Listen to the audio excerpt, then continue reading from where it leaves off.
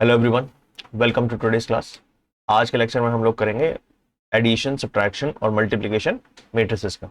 ठीक है, तो सबसे पहले एडिशन सब्ट्रैक्शन को समझते हैं। ठीक है, तो एक क्वेश्चन की हेल्प से ले लेते हैं, क्लैरिफाई हो जाएगा। बहुत इजी सा पॉइंट है।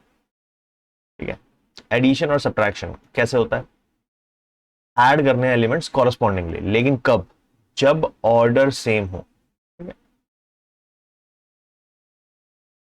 Only for same order. दोनों मैट्रिक्स जो है, ए मैट्रिक्स और बी मैट्रिक्स, दोनों का ऑर्डर सेम होना चाहिए। ऐसा नहीं हो सकता कि ए एक 2x2 हो, बी एक 2x3 है। उस केस में एडिशन पॉसिबल नहीं है। ठीक है, नॉट पॉसिबल। क्यों? क्योंकि ऑर्डर अलग अलग है। ठीक है, तो इस क्वेश्चन की हेल्प से करके देखते हैं। ठीक है, ए मैट्रिक्स दी हुई है हमारे, यहीं पे कर देते हैं। चलो, ए प्लस बी निकालना है ना। ए मैट्रिक्स और बी मैट्रिक्स पहले तो दोनों 2x2 है, तो ऐड हो जाएंगे। कॉरस्पॉन्डिंगली ऐड करने का मतलब क्या होता था कि 1 1 जो होगा A11 में ऐड होगा। ठीक है, तो रिजल्टेंट भी एक क्या होगी, 2x2 ही होगी। ठीक है, तो 2 + 1 कितना हो गया? 3। फिर सेकेंड एलिमेंट A12 इनको कॉरस्पॉन्डिंगली ऐड करो। ये इक्वालिटी जैसा ही है, वहां पे हम इक्वल इक्वल करते थे, यहाँ पे हम ऐड कर रहे हैं। 4 + 3 कितना हो गया? 7। थर्ड ये ले लो, 3 और -2। कौन सा? ये A21 A2 और ये मतलब B21। ठीक है, तो कितना हो गया? 3 और -2 1। और लास्ट 2 और 5 करोगे,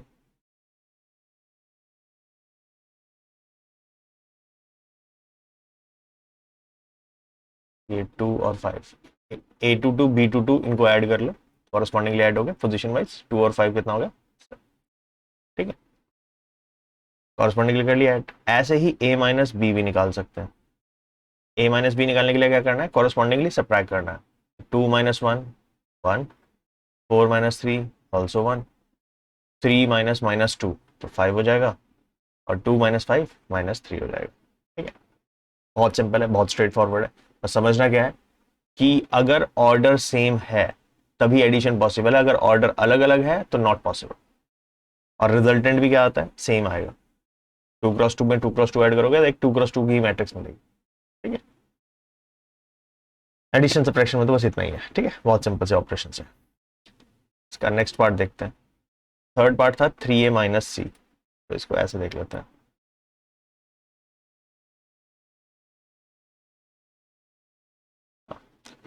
देखो, 3A - C में क्या प्रॉब्लम है, पहले तो ए मैट्रिक्स लिख लेते हैं। क्या था? 2 4 3 2। ओके, 2 4 3 2। ठीक है, मल्टीप्लीकेशन बाय स्केलर मतलब कोई नंबर से मल्टीप्लाई कर रहे हैं मैट्रिक्स को। ठीक है, जैसे के ए, एक तरह से के कोई नंबर है। ठीक है, तो यहां पर जैसे कि 3A निकालना है, तो क्या करना है? एवरी सिंगल एलिमेंट जो है उसको क्या करोगे तुम? 3 से मल्टीप्लाई कर दोगे। ठीक है, तो सारे एलिमेंट को 3 3 से मल्टीप्लाई कर दो, तो ये कितना हो जाएगा? 6, 4 3 12, 3 3 9, और 3 2 6। ठीक, ये 3A मैट्रिक्स होगी। सी मैट्रिक्स गिवन थी हमारे को, -2 5 3 4। ओके, सी मैट्रिक्स थी -2 5 3 4। तो अब आराम से हम निकाल सकते हैं थर्ड पार्ट, 3A - C। इन दोनों को सब्ट्रैक्ट कर लो। पहले 3A लिख लो, 3A में से C को सब्ट्रैक्ट कर लो, तो 6 - -2। ठीक है, वही कॉरस्पॉन्डिंग वाला सीन है। ठीक है, 6 - -2 तो क्या हो जाएगा? 8। 12 - 5 7, 9 - 3 6, 6 - 4। कॉरस्पॉन्डिंगली सब्ट्रैक्ट कर लिया। ठीक है, सिंपल इनफ। ठीक है, अगेन ऑर्डर में कोई फर्क नहीं आ रहा स्केलर के मल्टीप्लीकेशन से। ये भी 2x2 थी, 3A भी 2x2 ये। ठीक है, अच्छा ये जरूरी नहीं है हर बार पॉजिटिव हो, नेगेटिव से भी मल्टीप्लाई कर सकते हो। -2 -3 -1 से भी कर सकते हो। तो सारे सिंबल्स में बस नेगेटिव नेगेटिव डाल देना अकॉर्डिंगली। ठीक है, अच्छा ये भी हो गया सिंपल सा।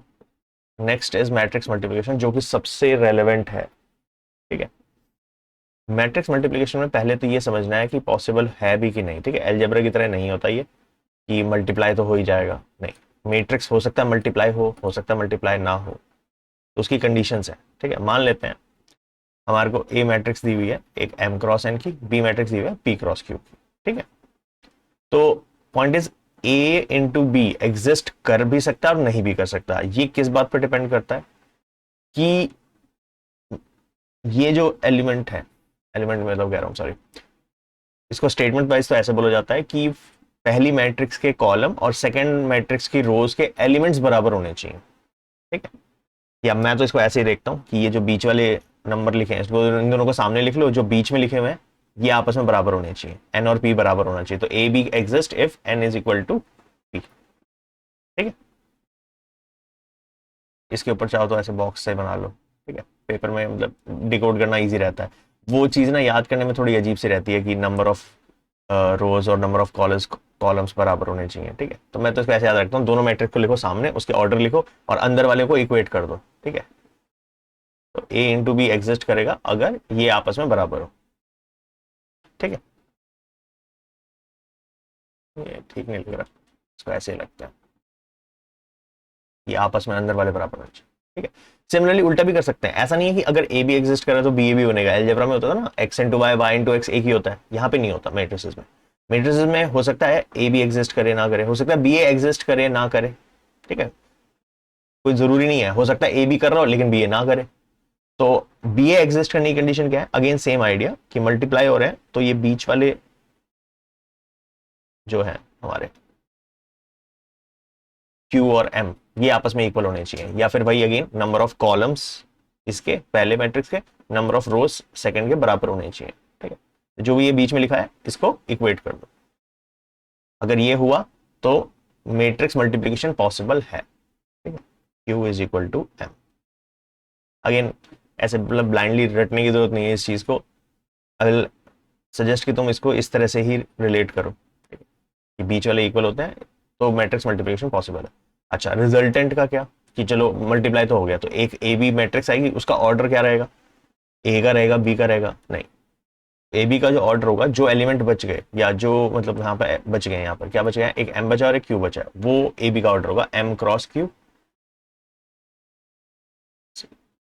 M cross Q. सिमिलरली यहाँ पे क्या बच गया, पी और एन, तो इसका बी ए का ऑर्डर क्या होगा, पी क्रॉस। ठीक है, सिंपल इनफ। चलो अब एक काम करते हैं, क्वेश्चन करके देख लेते हैं, थोड़ा और क्लैरिटी मिलेगी। ठीक है, ए मैट्रिक्स दी हुई है, बी मैट्रिक्स दी हुई है, तुम्हें ए भी निकालना है, तुम्हें बी ए निकालना है। पहले चेक करते हैं होगा भी या नहीं होगा। ये कितना है, दो रोज है, तीन कॉलम, 2 क्रॉस 3। इसके तीन रो हैं, 1 2 3, दो कॉलम है, 3 क्रॉस 2। ठीक है, तो पहले ए बी ऐसे लिख लेते हैं, A is 2 cross 3, B is 3 cross 2। इसमें बीच में क्या लिखा हुआ है, यहाँ पे दोनों जगह 3 लिखा हुआ है, आपस में बराबर है, यस बराबर है, तो यानी कि ए बी एग्जिस्ट करेगा, ए बी एग्जिस्ट। और ए बी का ऑर्डर क्या होगा, जो बच गया क्या, 2 यहाँ पे 2 यहाँ पे, तो 2 क्रॉस। लेकिन उसने तो फाइंड करने के लिए बोला है, तो आओ अब सीखते हैं कि मल्टीप्लीकेशन करते कैसे हैं एक्चुअली। ठीक है, एक मल्टीप्लीकेशन ही है जो मैट्रिक्स में थोड़ा सा समझना है, जिसकी थोड़ी प्रैक्टिस चाहिए होगी, स्टार्टिंग में स्लो करना, आराम से करना। ठीक है, पहले तो जिनको मल्टीप्लाई करना है उनको सामने लिख दो, ए लिख दो पहले, 1 -2 3 -4 2 5। ठीक है, बी मैट्रिक्स लिख दो सामने, 2 3 4 5 2 1। ठीक है, तो बहुत ध्यान से समझना मल्टीप्लाई कैसे करना है। पहले पहली रो को पहले कॉलम से मल्टीप्लाई करना है कॉरेस्पॉन्डिंगली। ठीक है, कॉरेस्पॉन्डिंग मतलब पहला एलिमेंट इसका,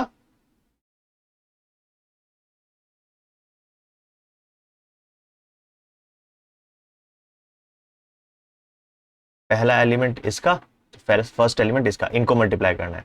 सेकंड एलिमेंट सेकंड एलिमेंट से, लेकिन रो को कॉलम वाले से। ठीक है, और थर्ड एलिमेंट को थर्ड एलिमेंट से। तो कॉरस्पॉन्डिंग मल्टीप्लाई करते हैं 2 × 1, पहले आराम से लिख लेते हैं ना पूरा 2 × 1 प्लस प्लस प्लस करते जाएंगे हम जो जो एलिमेंट आ रहे हैं -2 × 4, या ऐसे लिखते हैं 2 × 1, जगह ज़्यादा लग जाएगी ना, प्लस -2 × 4 प्लस 3 × 2। ये पहला एलिमेंट आया अभी सिर्फ। अब क्या करना है, एक बार ये वाला हो गया, अब अगली बार क्या करना है, फर्स्ट रो को दूसरे कॉलम के साथ करना है सेम कॉरस्पॉन्डिंगली, ठीक है। तो अब मैं हाईलाइट नहीं करना, तो फिर कंफ्यूजन सी हो जाएगी, तो करते जाना 1 को 3 से, तो 1 × 3 प्लस -2 × 5 प्लस इसका थर्ड एलिमेंट 3, इसका 1, 3 × 1, पूरा पूरा आया, ठीक है। पहले रो के दोनों कॉलम कर लिए, अब सेकंड रो पे आ जाओ। अच्छा, जब सेकंड रो पे आ जाओगे तो यहां भी एलिमेंट सेकंड रो में लिखने हैं, अब सेम चीज करनी है, अब सेकंड रो को फर्स्ट कॉलम से, ठीक है। तो -4 × 2, -4 को 2 से किया कॉरस्पॉन्डिंगली, फिर 2 × 4 कॉरस्पॉन्डिंगली, फिर 5 × 2 हो गया ये सेकंड रो फर्स्ट कॉलम हो गया। अब सेकंड रो सेकंड कॉलम करो, तो सेकंड रो, अच्छा रो वाइज लिखते जाना ना, पहला रो लिख रहे थे तो पहले रो में लिखते जाओ, सेकंड रो के लिख रहे थे तो सेकंड रो में लिखते जाना, ठीक है। सेकंड रो सेकंड कॉलम, -4 × 3, फिर 2 × 5 प्लस 5 × 1,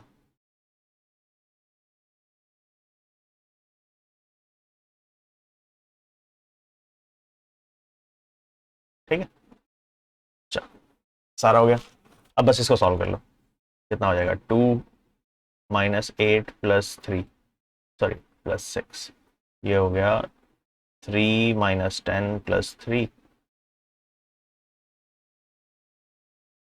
-8 + 8 + 10 -12 + 10 + 5, ठीक है।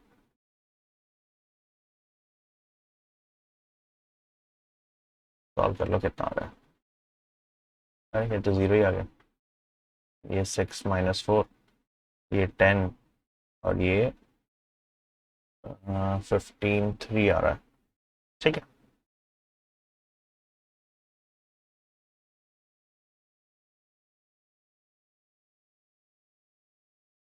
चलो डन है, ये मल्टीप्लिकेशन समझ में आ गया है, होप, ठीक है। अब इसके ना बहुत सारे क्वेश्चंस हो सकते हैं, मैट्रिक्स किसी भी ऑर्डर की दे दे, मल्टीप्लाई कैसे भी करा ले, ठीक है। अच्छा अभी तो ए भी हुआ है, बी भी कर लेते हैं, चलो ठीक है। अच्छा ये इंटरेस्टिंग, ये देख लो यहाँ पे, ये मैट्रिक्स देखो 2 × 2 की, जो हमने प्रिडिक्ट किया था कि 2 × 2 की आएगी वही आई है, ठीक है। बी ए उल्टा लिखना पड़ेगा आपके बाद, बी ए के लिए भी फिर चेकिंग पहले देख लेते हैं, बी पहले लिखेंगे, बी 3 × 2 है, ए 2 × 3 है, बीच में क्या लिखा हुआ है, यहाँ पे 2 लिखा हुआ है, यहाँ भी 2 लिखा है, बराबर है, हाँ बराबर है, तो यानी मल्टीप्लिकेशन पॉसिबल है, यानी बी ए एग्जिस्ट करेगा, और एग्जिस्ट करेगा तो ऑर्डर क्या होगा उसका,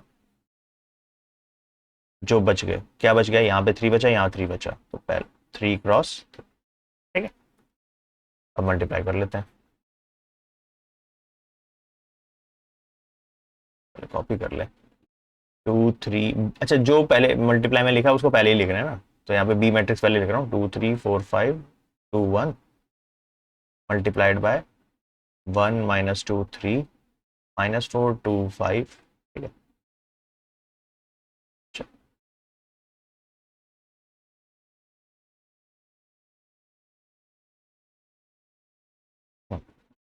सेम चीज, रो को कॉलम से कॉरस्पॉन्डिंगली, फर्स्ट एलिमेंट फर्स्ट से, तो अब की बार थोड़ा डायरेक्ट करते हैं, ठीक है।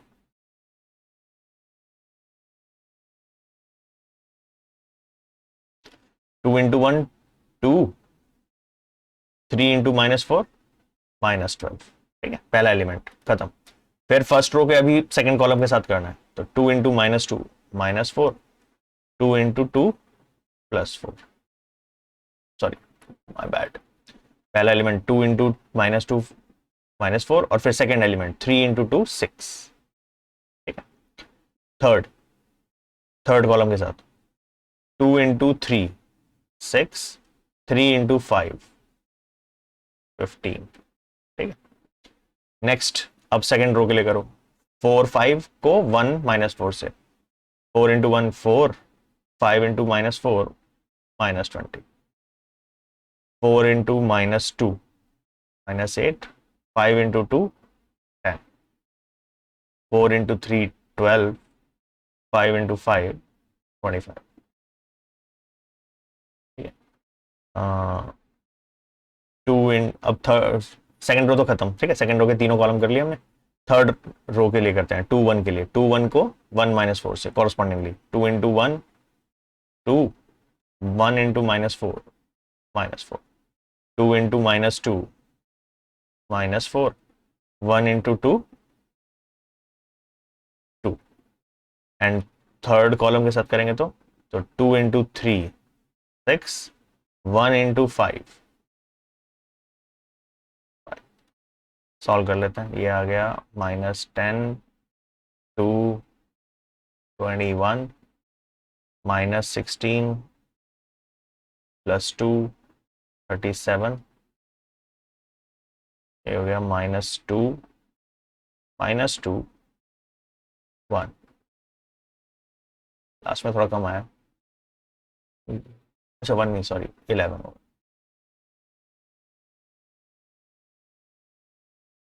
चलो बी ए भी निकाल लिया है ना। ठीक है, एडिशन सब्ट्रैक्शन मल्टीप्लिकेशन, स्केलर के साथ मल्टीप्लिकेशन ऑफ मैट्रिक्स समझ लिया। इंपॉर्टेंट ध्यान रखना, एमसीक्यू फॉर्म में ना मल्टीप्लाई तो नहीं करवाएगा तुमसे। एमसीक्यू फॉर्म क्वेश्चन के लिए करवाएगा क्या, वो ऑर्डर के ऊपर ही क्वेश्चन बनाएगा। ये जो मैं ऑर्डर बता रहा हूँ ना कि कंडीशन क्या होती है, वो ऐसे करके बोल देगा, इस पे क्वेश्चन पूछेगा। चल नेक्स्ट देखते हैं।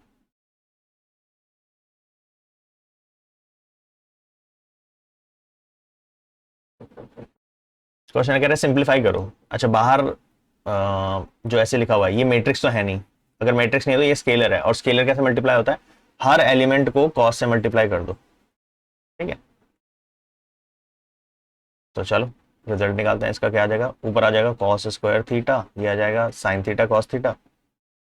अच्छा ट्रिगो का ऐसा कोई रूल नहीं है कि मैट्रिसेस में हमेशा नंबर ही होने चाहिए। ट्रिगो विगो कुछ भी डाल सकते हो तुम, ऐसी कोई दिक्कत नहीं है। ठीक है, एलजेब्रा भी डाल सकते हो, ट्रिगो भी डाल सकते हो, लॉग भी डाल सकते हो। और तो लॉग कम ही देखा है इसमें तो। ठीक है, साइन कॉस ये हो गया minus sine theta cos theta, और ये हो जाएगा cos into cos again cos square theta. ये पहली मैट्रिक्स है। दूसरी में भी सेम, हर एलिमेंट को मल्टीप्लाई कर दो साइन से।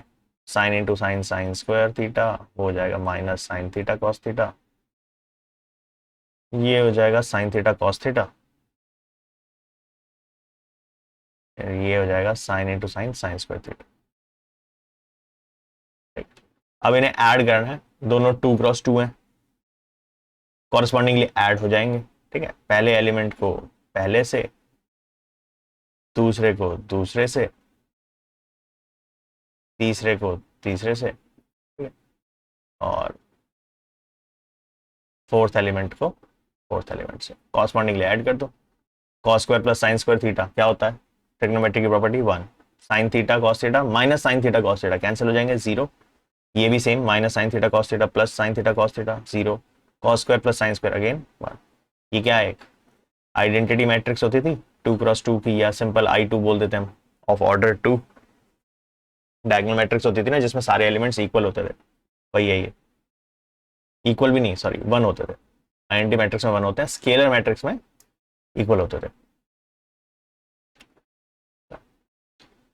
नेक्स्ट टाइप देखो क्वेश्चन की एक।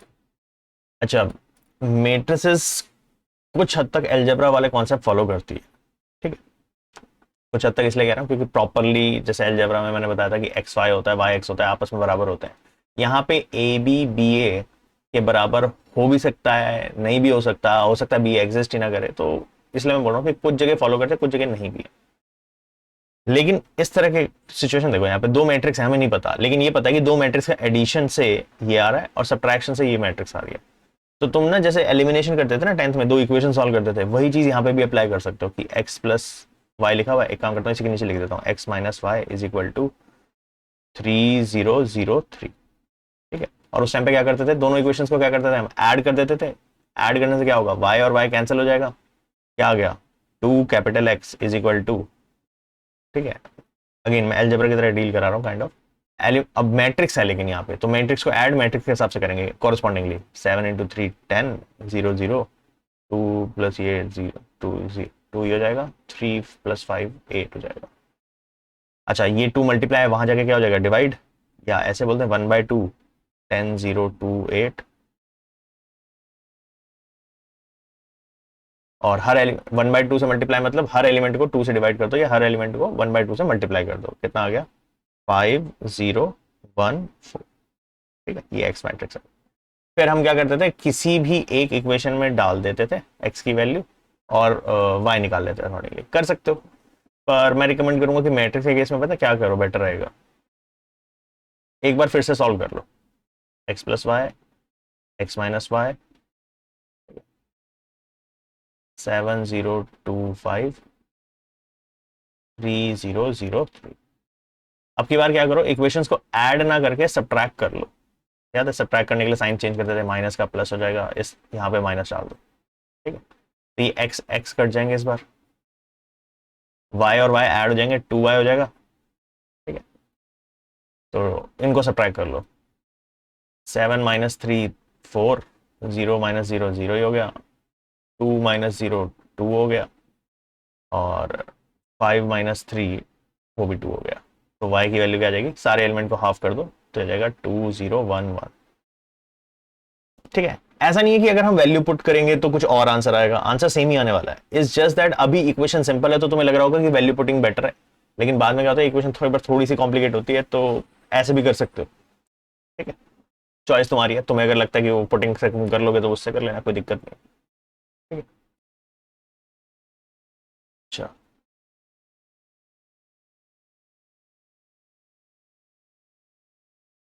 एक क्वेश्चन और करते हैं जो तुम्हारा पूरा कॉन्सेप्ट को कवर कर लेगा, मल्टीप्लीकेशन के अबाउट।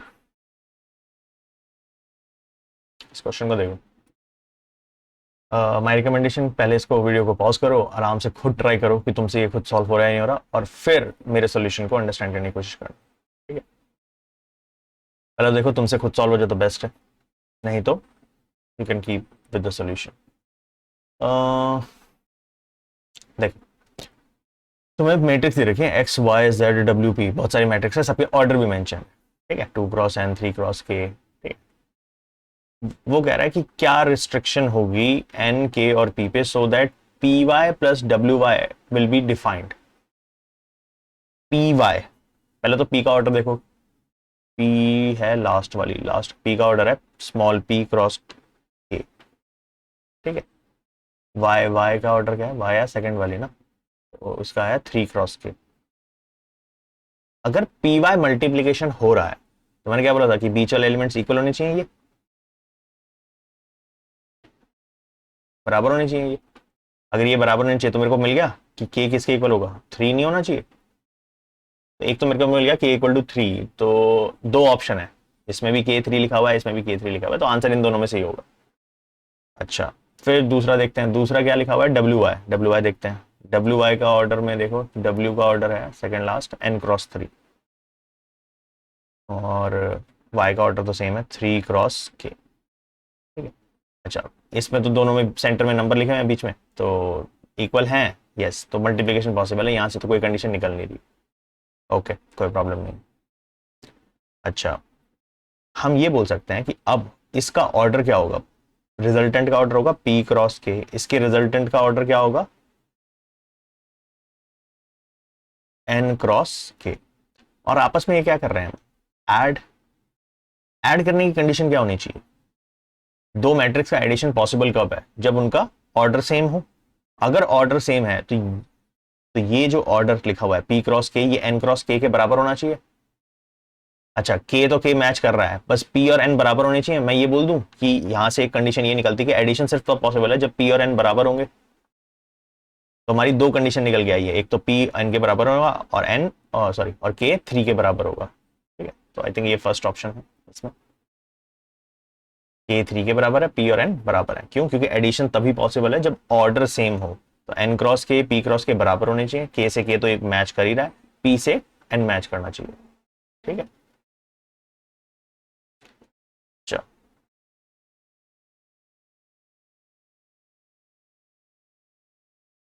डन है ये। अच्छा, इसी का सेकंड पार्ट देखते हैं। कह रहा है if N is equal to P, चलो वो खुद ही बता रहा है। कह रहा है then 7x minus 5z is, देखते हैं इसका क्या करना है।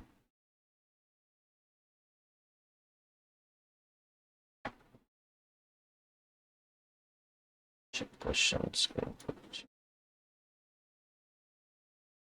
22 नंबर जो लिखा हुआ है क्वेश्चन का,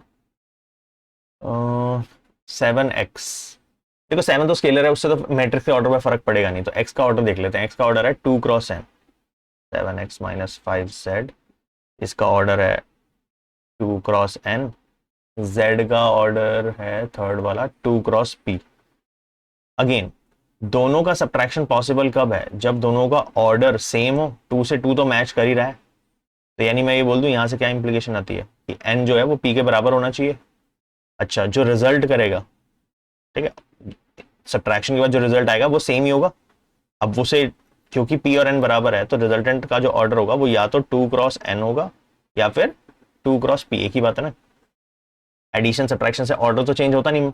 ठीक है, 2 क्रॉस 2 में 2 क्रॉस 2 ऐड करते थे तो 2 क्रॉस 2 ही आता है ना। सेम 2 क्रॉस n में यहाँ पर 2 क्रॉस p लिखा हुआ है, लेकिन p और n बराबर होने चाहिए, तो 2 क्रॉस n में 2 क्रॉस n ऐड करोगे तो 2 क्रॉस n ही आएगा। ठीक है, तो आंसर चेक कर लो। 2 क्रॉस, ये p क्रॉस 2 लिखा है, ये तो गलत है, ऑर्डर उल्टा नहीं कर सकते हम, p क्रॉस 2 2 क्रॉस p अलग होता है। 2 क्रॉस n, हाँ यही लिखा हुआ है हमने। ठीक है, अगर एक ऑप्शन और होता ना, मतलब अगर 2 क्रॉस n की जगह पेपर में 2 क्रॉस p भी दिया होता तो वो भी ठीक था। ठीक है, तो ऑप्शन बी करेक्ट है इसका, बाकी तो सब गलत है। ठीक है, ओवरऑल कंक्लूजन, मल्टीप्लीकेशन डिफाइन कब होता है वो पता होना चाहिए, बीच वाले इक्वल होते हैं तब होता है। और रिजल्टेंट क्या होता है, जो बच जाते हैं वो रिजल्टेंट होता है। एडिशन सब्ट्रैक्शन दोनों के केस में ऑर्डर बराबर ही होना चाहिए तभी पॉसिबल है, और रिजल्टेंट भी सेम ही आएगा। ठीक है, सेम ऑर्डर का होगा। तो एडिशन मल्टीप्लीकेशन सब्ट्रैक्शन इसमें तो बस इतना ही है। ठीक है, बाकी नेक्स्ट क्लास में करते हैं कंटिन्यू। अच्छी क्लास यहाँ करते हैं finish. See in the next class, good day everyone.